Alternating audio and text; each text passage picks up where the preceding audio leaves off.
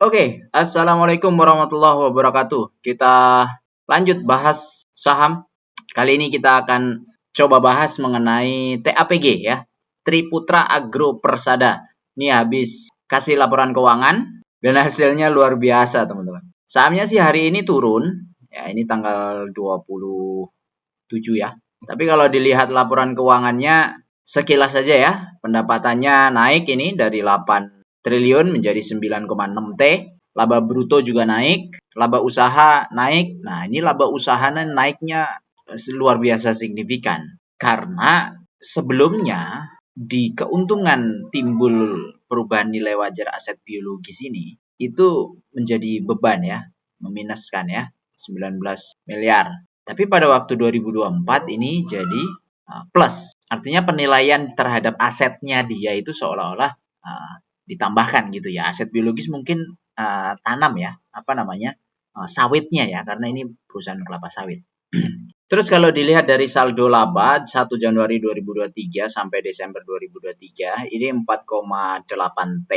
Terus tahun berjalannya dia punya laba 1,6 T.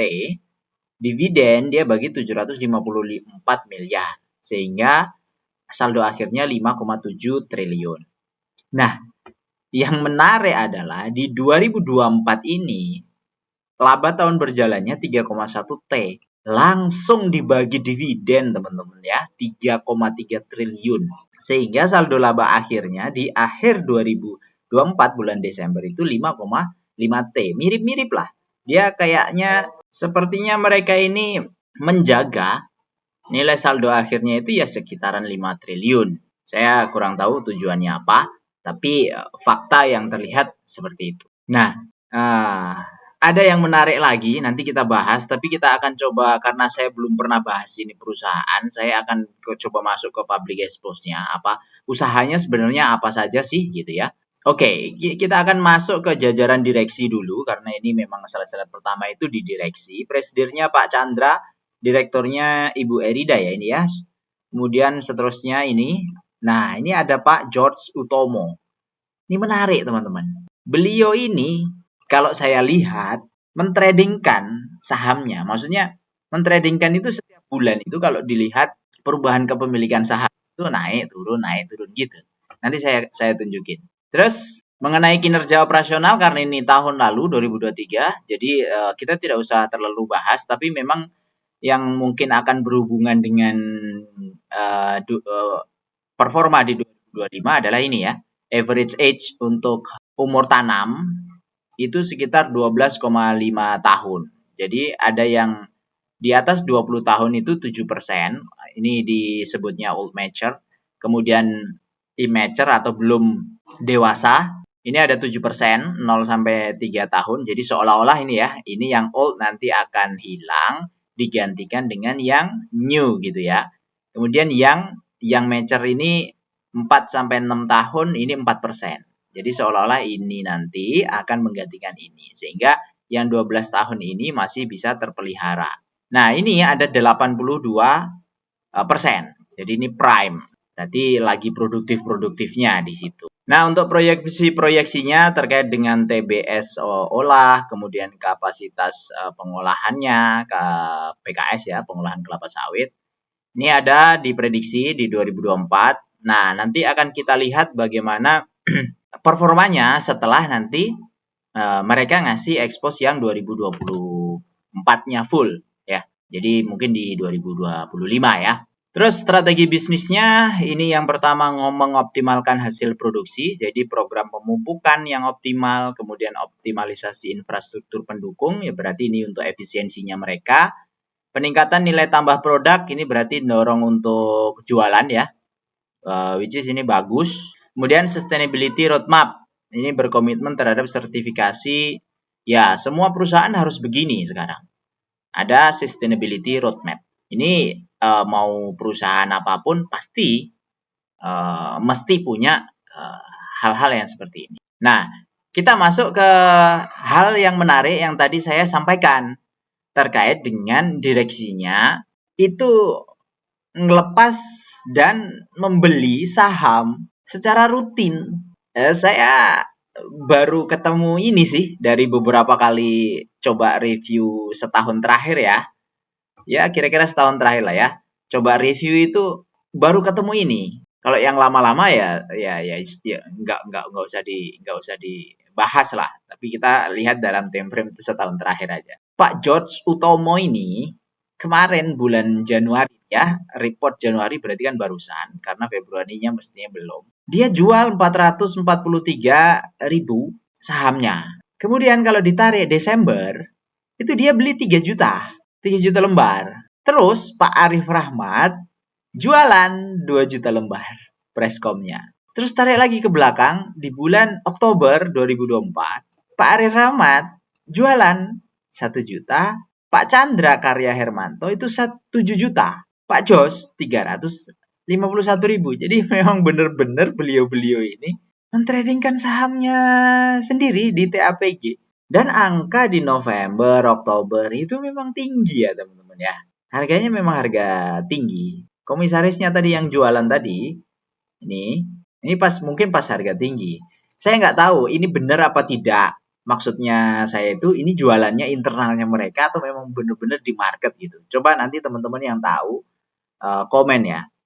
Tapi ini menarik menurut saya karena perusahaan yang listing biasanya agak sensitif ketika direksinya itu ikut keluar masuk seperti ini. Ya kalau dilihat di insidernya si Stopbit juga sama ini. Tapi direksinya itu nggak kelihatan. Yang tadi ya, Pak Arif Rahmat, Pak Chandra Karya Hermanto, kemudian Pak George Utomo. Ini nggak kelihatan sih kalau di stok. Nah, justru Pak TP Rahmat nih beli nih. Februari kemarin beli tuh tanggal 11. Tanggal 10 beli. Februari tanggal 10 itu 11 berapa harganya?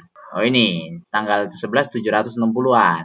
Tanggal 10 beli 1 juta lembar. Beliau punya 5% ya. Nah, terus triput Pak TP Rahmat tadi kalau lihat di sini dia belum capture ya. Ini kalau nggak salah ini data 2024 ya. Pengembangnya berarti ini ya teman-teman ya. Cipta Dana, Bahana Sekuritas, Pasifik Sekuritas. Ini adalah pengendali-pengendalinya. Jadi kalau ada penggeraknya, nah nanti cek aja itu kode-kode saham, kode-kode brokernya apa. Barangkali pakai sesuatu atau nama yang lain kan kita nggak tahu ya. Yang jagain. Nah kalau Pak TP Rahmat nggak ada, malah justru nama beliau ada di ASA, pakai Bahana dan Trimegah. Kemudian ada di ESA, pakai Bahana juga. Nah, ini berarti sama dengan Bahana Sekuritas itu berarti sama dengan Triputra Investindo. Ya, mungkin bisa disimpulkan ya bahwa yang jagain ya Bahana kalau lihat sini. Artinya Triputra Investindo yang berstatus PT ini memegang kira-kira 4 miliar lembar saham ya kan. Kemudian atas pribadinya sendiri si Pak TP Rahmat berarti punya akun saham pribadi pakai Bahana Sekuritas juga yang dipakai untuk trading atau untuk investasi di 2 saham tadi. Ya, berarti ini Triputra belum masuk. Artinya kalau lihat tadi di sini ini masuknya mungkin baru-baru saja atau nggak tahu. Nanti siapa yang tahu koreksi ya. Ya kalau ngelihat sih baru Desember bulan tanggal 12 ini Pak TP Rahmat beli langsung 5%, ya kan? Awalnya 0, tiba-tiba langsung 5,1%. Jadi harusnya nanti di laporan keuangan atau laporan terbaru 2024 nama beliau mestinya muncul. Coba kita lihat. Ah, ini muncul. Sorry. Saya nggak lihat tadi. Ya, muncul nih. Ada di atas ya. Kalau di bulan Oktober ini belum ada ya. Pak TP Rahmat belum ada. Pak TP Rahmat itu pengusaha kawakan ya teman-teman ya. Temenan tuh sama Pak Sandiaga Uno, kemudian sama Pak Edwin Suryajaya, sama ya banyak lah yang satu perusahaan mereka ini berkumpul itu banyak. Makanya Triputra Agro Persada ini salah satu perusahaan yang masuk di dalam list saya juga. Ya salah satunya karena ada Pak TP Rahmat di situ. Sahamnya Pak Edwin juga saya ikutin untuk yang memang sudah terbukti bagi dividen gitu. Tapi yang mahal-mahal, kayak misalnya kayak Saratoga itu bagi saya kan agak mahal, itu nggak masuk list ya. Karena returnnya kadang-kadang cuma 2% setahun ya, kadang 3% kalau nggak salah ya. Pokoknya naik turun gitu loh. Jadi saya kurang kurang apa tertarik kalau terlalu naik turun gitu. Kalau MPMX saya juga apa punya. Nah ini Pak TP Rahmat ini kalau nggak salah dulu ya juga mantan Astra ya. Jadi mantan direksi di Astra, kemudian punya usaha sendiri, dia bikin Paco Aquina, yaitu yang diakuisisi Astra karena dia perusahaan pelek, perusahaan pelek. Lalu beliaunya fokus di usaha yang seperti ini, ada agro, ada tambang kalau nggak salah, mungkin masuk juga di Adaro, mungkin. Coba aja dicek. Terus potensi dividennya berapa ini TAPG gitu ya. Nah, sayangnya ini kalau dilihat 2024 mereka sudah bagi teman-teman. Gitu ya abang-abang ya. Sudah bagi 76.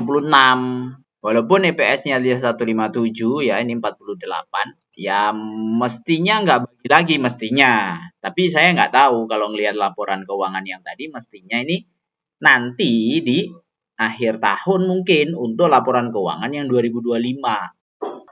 Nah, ini dividennya ya, 2021 bagi 22, 23, 24. Nah, 24-nya ini 2 kali di bulan 5 dan bulan 11. Nah, pada waktu bulan-bulan ini yang tadi direksinya itu yang jual beli itu tadi gitu. Jadi ya menarik ini. Kalau direksinya aja jual beli gitu mestinya ya dijagain kan ya? Harusnya gitu loh.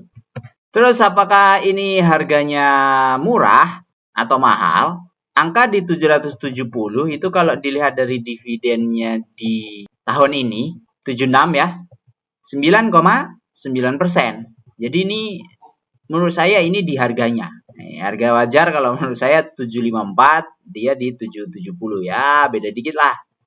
Margin of safety-nya minus 2%. Masih oke, artinya masih 9%-an mestinya masih oke. Tapi ya harus sabar. Ini dengan simulasi dividen payout rasionya 48 ya. Tapi kalau kayak sebelum-sebelumnya ini yang 100% atau 70% ini luar biasa sih. Nah, tapi saya belum ngulik kenapa naiknya mereka ini di Q4 itu gila-gilaan. Di sini naiknya gila-gilaan net income-nya. Revenue-nya juga luar biasa ya, tambah 1,5 1,4 T. Nggak tahu ini kontrak apa gimana, kontrak tiba-tiba muncul begitu. Lah, tolong di riset sendiri ya, teman-teman ya. Ini waktu saya udah mau habis. Jadi kita udahi aja untuk review TAPG. Ini masih menarik karena dia baru listing, termasuk baru ya di tahun 2021. Ini salah satu perusahaan yang listing tapi tidak ke gocap. Kan biasanya begitu, di atas 2021, 2022, listing, rame, bentar, tiba-tiba jret, gocap. Kan repot kita kalau ngikutin kayak gitu. Retail-retail begini mah ngikut hiu-hiu aja. Pegang 2 miliar, 3 miliar itu masih di retail loh ya teman-teman ya. Sekian dari saya, semoga bermanfaat. Sampai ketemu lagi di video berikutnya. Yang mau request, boleh request. Tapi antri. Ya reviewnya sederhana begini. Ya moga-moga aja bermanfaat. Tapi sekali lagi saya bukan merekomendasikan. Riset sendiri, saya hanya ngasih clue-clue saja. Kalau mau yakin silahkan riset sendiri. Itu aja dari saya. Terima kasih. Wassalamualaikum warahmatullahi wabarakatuh.